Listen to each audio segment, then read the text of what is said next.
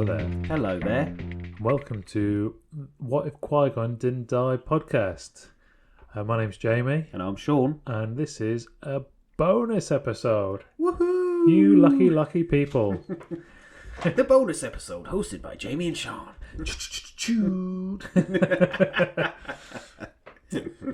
Bonus. Bonus. in this bonus episode, we are going to discuss briefly orders to watch the Star Wars films. Yes, we've had a minor chat, haven't we, before Yeah. hit and record. We always do that. We should hit record first and then just chat.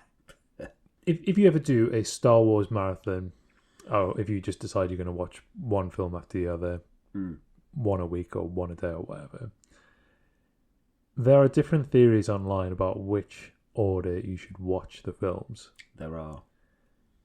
Now, I've done a few marathons. I've done one or two marathons myself. And I always enjoy them. They are long days, but they are great days. Oh, they're great days, and I like to space them out a bit as well. Even if it takes a month, then I just watch like one every couple of days. Yeah, because it's like, do you know what? I've got a couple of hours this evening. Do you know what I'm going to do? I'm going to chill and watch Star Wars. Get another episode in. You know, I think we're just going to talk about films here. Maybe, you know, I'll discuss a little bit later about series as well added into that, because that is even longer. Yeah. If you're going to try and squeeze in, you know, Clone Wars, Rebels, Bad Batch, Book of Boba, Ahsoka, you know, all of that stuff. Yeah. Is canon. It's a lot though, isn't it? But it's a lot to think about. That might be another episode. Another bonus episode. We've got to spread out the content somehow, otherwise we'll run out of things to talk about. No, we won't. No, we won't. Why don't you explain to the people a few of the theories here? Okay, so I think there's two core orders to watch the films. The first one is release date order. Yeah. So you would start at episode 4, A New Hope, then you'd watch 5 and then 6, and then you go back to episode 1, then 2 and 3. And then, if you feel like having a real long episode, 7, 8, and 9 after that. Yeah. Some people don't like those films. I quite enjoy them, but I think I'm in a minority. The other way to watch them is chronological. Yeah. So we're going to start at the very beginning of the actual story. So you'd start at episode 1, and then you'd watch the characters rise and fall and continue on. Yeah. I have a preference to how I like to watch them. Yeah. But I have watched them both ways, and both are enjoyable in their own ways. Yeah. What's the best way you like to enjoy the films? I like to watch them in release order. Yeah. And I read you a quote before, and I'm going to copy that quote now.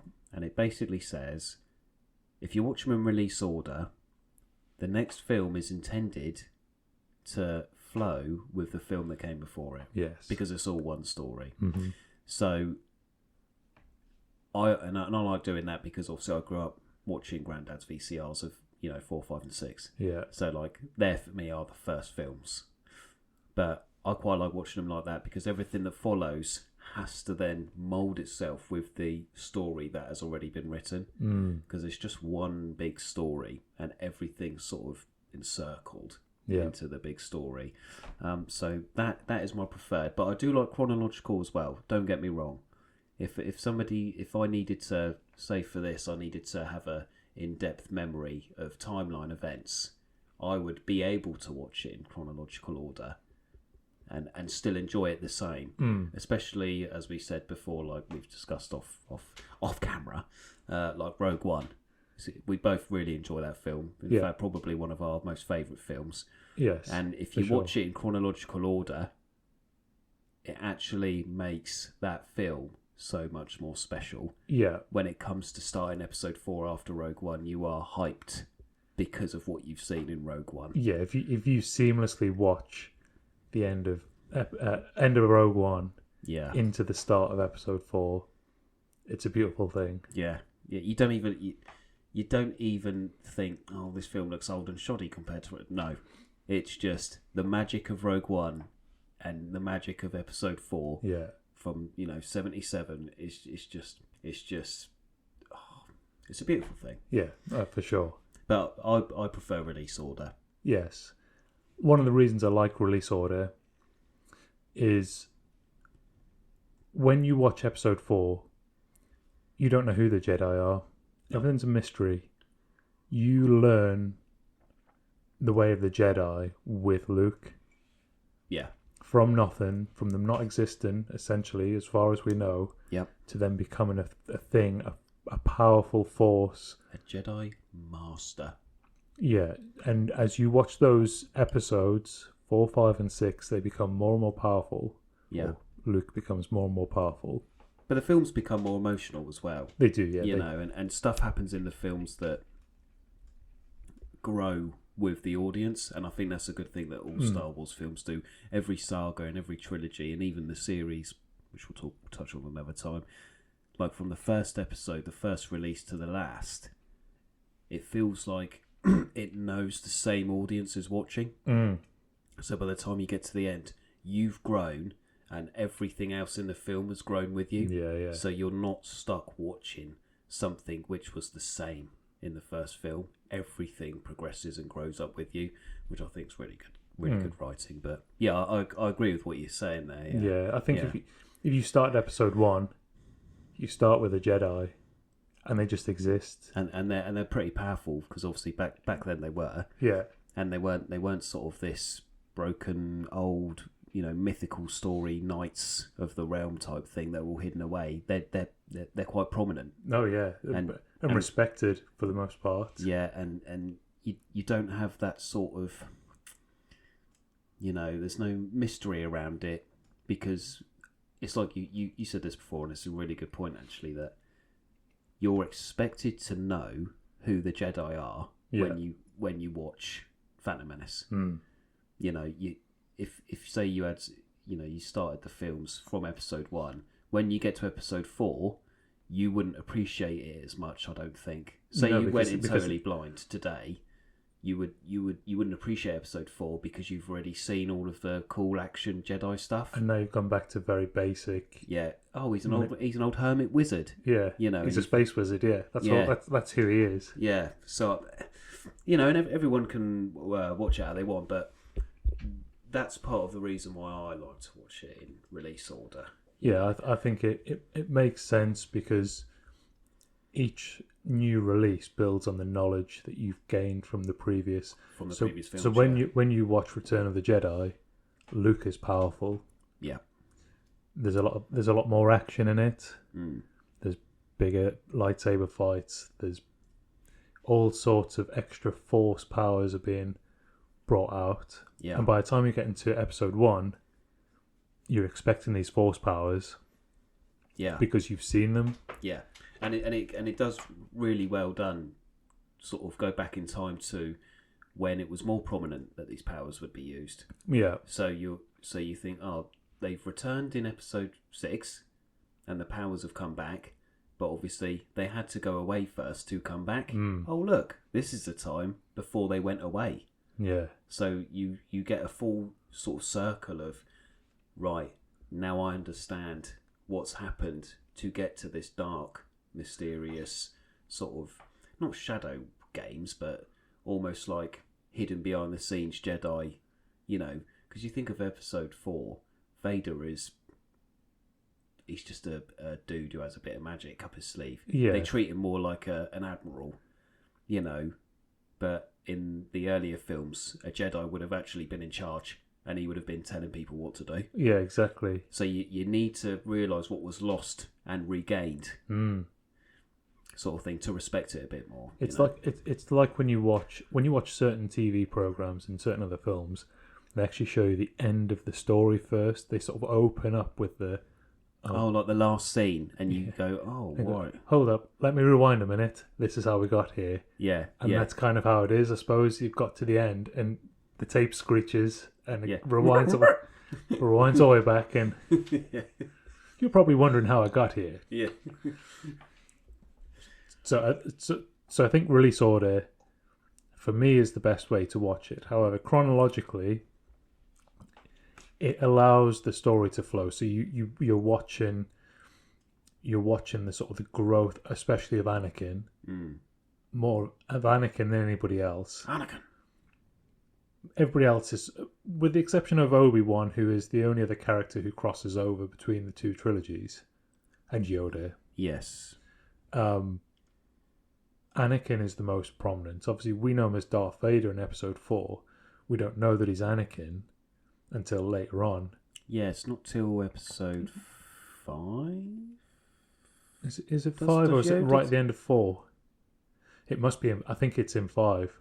Yeah, because isn't it during Luke's trial in the when he goes back to do his trial in the cave? Oh yes, because then he thinks he's fighting Darth Vader in the swamps of Dagobah. Yeah, yeah. And he chops his head off, and behind the mask is Luke's own face. Yeah, yeah. Because he knows, that's when he knows he's related. Skywalker. Yeah, yeah, yeah. I quite like chronological order, and another thing as well, because insert films like Solo and other films like that, and even the series, which I think we can touch on a little bit for chronological reasons, you get to understand how things have happened to get to certain points in other films. So if you watched, and I'm going to talk about the Clone Wars animated series a lot, but if you watched the Clone Wars and the Rebels animated series, you would understand the ending of Solo.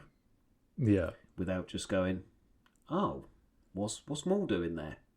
So this brings us back to an interesting point, because Solo is one of the latest. Is it the latest one of film? the later insert films, yeah, because there's been a few.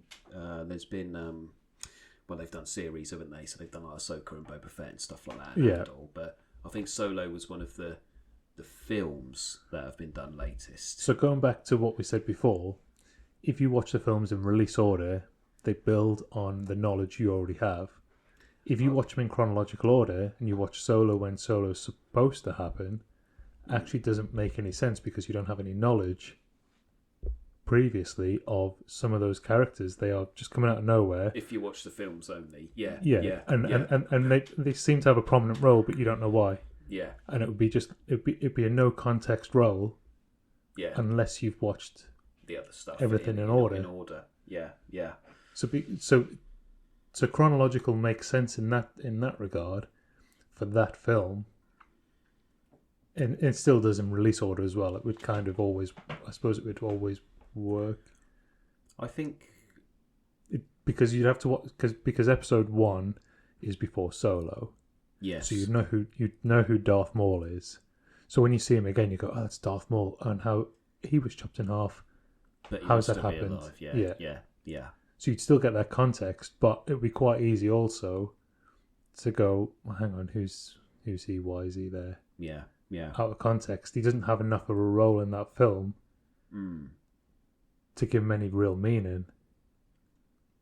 No, you're right. And if you're not going to watch if you don't watch the little series as well, yeah, you are going to sort of almost have to come to conclusions yourself as to why certain people are there, because they never touch on it at the end of Solo why he's there. So, and there's no other film after that, because I mean, maybe in the Mandoverse certain things will happen, because that's where it's all sort of based and stuff like. But yeah, but I think it just depends what tickles your fancy. Because if you don't want to watch any of the series, like the Disney Plus series and stuff like that, then you are still going to enjoy it, but there's all the little, canon things that just add a little bit of extra spice. It's like putting a bit of paprika in your spag bowl. Yeah, I think this is the difference for. This is most probably notable in the Ahsoka series. Yes. As opposed to any of the series. So for me, I enjoyed Ahsoka, but a lot of the references and a lot of the characters I've got zero knowledge of, because they don't exist in any other film, and I'm not really a series person. No, you're a filmy. I'm a filmer, and it's just, and I've watched all the normal live action films at series. I just haven't watched the animated stuff so much, But a lot, because that's such a massive part of it, Yeah. there's actually a lot of story there and a lot of characters which I've missed out on. Yeah, that's it. And I mean, it's difficult because obviously on YouTube you have a couple of shows where people obviously go, right, watch this if you don't want to watch a whole sort of 7 series of animated stuff. Yeah. We'll bring you up to speed. So when you watch this live action series, you're up to date and you sort of have a rough idea of who it is. But there is no... It's alright going on YouTube to watch that, but there's never going to be a film or another series to explain that stuff for you. So in this day and age of technology, you're sort of going to have to, if you want to, I mean, you don't have to do anything, but if you want to know certain stuff, you're going to more than likely have a quick Google, have a quick YouTube, and then you'll be like, oh, I know all of this stuff is on Disney or Cartoon Network or whatever, but I'm not going to get into it. I'll just watch this 10-minute video just to kind of give me a hint of what's going on, and then I can sort of enjoy it for what it is, which is I enjoy it because it's Star Wars, not because I need to know, every sort of geezer who's alive and where they've come from and why they're there. I just want to enjoy it for the experience that is Star Wars. But I think that's how YouTube and stuff like that have changed how people enjoy Star Wars back from when we would have had it on VCR. I always say I watched it with my granddad. And did you have the gold box or the silver box? The gold box. Of course, it was the gold box. It was just the aspect ratio, wasn't it? Yeah, it was just the different aspect ratio. Yeah. It was gold, the 16:9, the widescreen.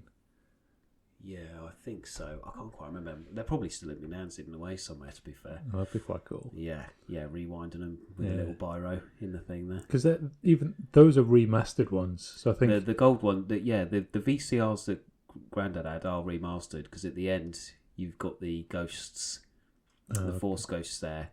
Obviously, there's no Hayden Christian as Anakin. No, but you do get the remastered ghosties stood there at the end with Luke.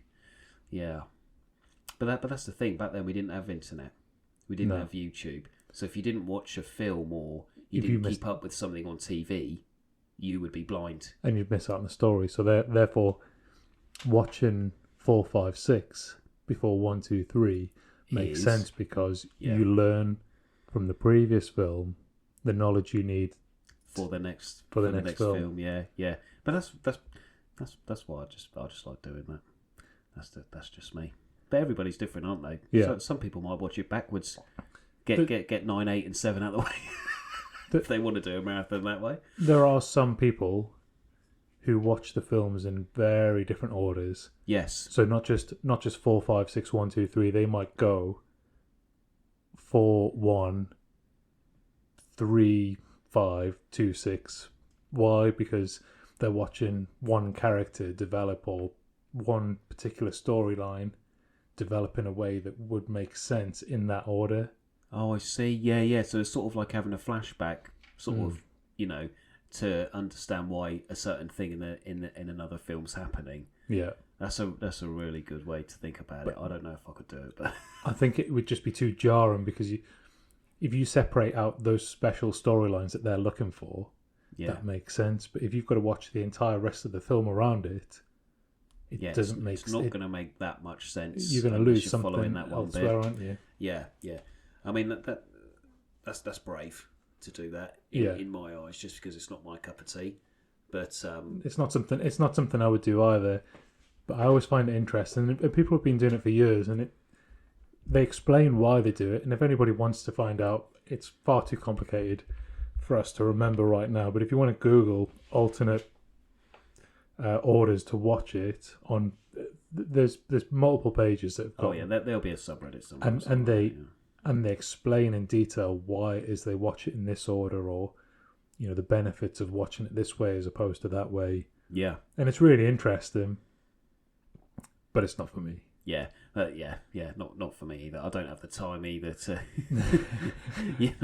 if I've got an hour a night to watch a film, I'll probably just stick it on in release order so I can just enjoy it for what it is. Yeah, but that's just me. That's because I've seen them so many times and I've explored other avenues of character development and stuff like that as we do, which is why we do this podcast. Yeah, well, yeah. This is it. Yeah, and I think that's the way you do it, isn't it? Yeah. Oh, that's a good question. Now, I'd like to, if anybody does want to get in touch and tell us how they watch them. Yeah, I'll be very interested to see how if people watch it differently. Do you know what I mean? And what their reasoning behind it as well. Yeah, dear listener, please get in touch. Yeah, you have our email address. Yeah, we'll always be in the show notes, or get in touch on Instagram. Send us a message. Tell us which order you would watch the films, which order you'd like to watch the films, but you're not brave enough to watch them in that way, perhaps. Oh, that's a good one. Yeah. Or just variations, and feel free to include series in there if you like to watch series, or including Rogue One in that list and Solo if you want. Yeah. Just it's interesting to see other people's takes, or do you just pick a random film and just go? I feel like that tonight. Yeah, I feel like I just want to watch Ewoks. Yeah, I just want to watch Ewoks, or I just want to watch Rey, or I just want to watch Jabba. Yeah. Because some people are just like that. But they don't have to be as anal as me. Some people just go, yeah, that'll do. But yeah, let us know if definitely. Like Jamie said, our email's in the description, and we were always on Instagram and stuff. And you never know, we might talk about it in another bonus episode. Yeah, discuss even different ideas. Which is what it's all about. That's what it's all about. All right. Well, that being said, be good. Look after yourself. Yeah. And stay out of the sand. The podcast show with Shaun and Jamie. Bonus episode. Bonus. Bonus.